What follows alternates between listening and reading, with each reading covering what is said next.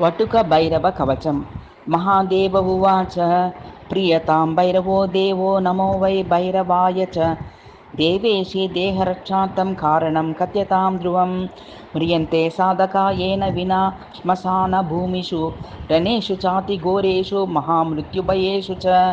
शृङ्गी सलीलवज्रेषु ज्वरादिव्याधिबन्निषु देवी उवाच कथयामि शृणु प्राज्ञ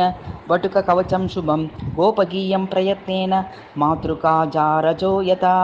ॐ अस्य श्रीवटुकाभैरवकवचस्य आनन्दभैरव ऋषिसृष्टुच्छन्दः श्रीवटुकभैरवो देवता बम्बीजं ह्रीं शक्तिः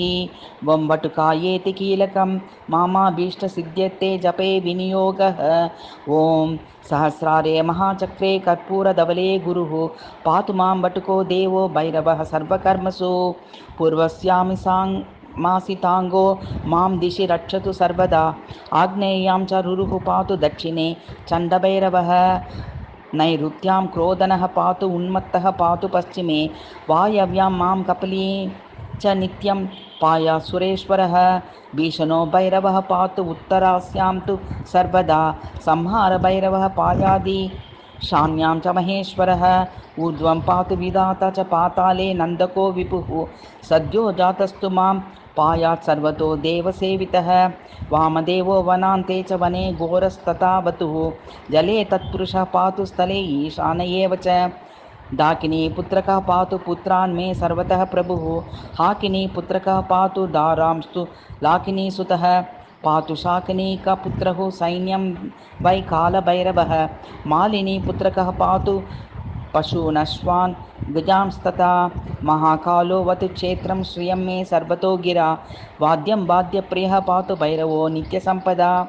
एतत्कवचमीशान तव स्नेहात् प्रकाशितं नाकेयं नरलोकेषु सारभूतं सुरप्रियं यस्मै कस्मै न दातव्यं कवचं सुरदुर्लभं न देयं परिशिष्येभ्यो कुरुपनेभ्यश्च शङ्कर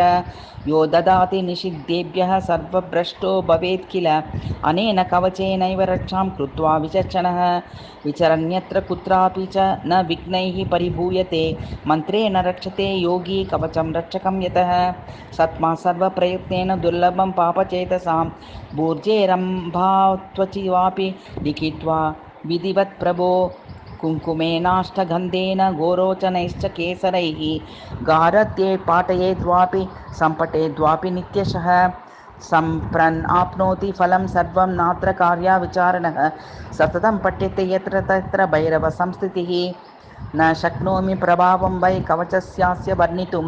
नमो भैरवदेवाय सर्वभूताय वै नमः नमस्त्रैत्रैलोक्यनाथाय नाथनाथाय वै नमः।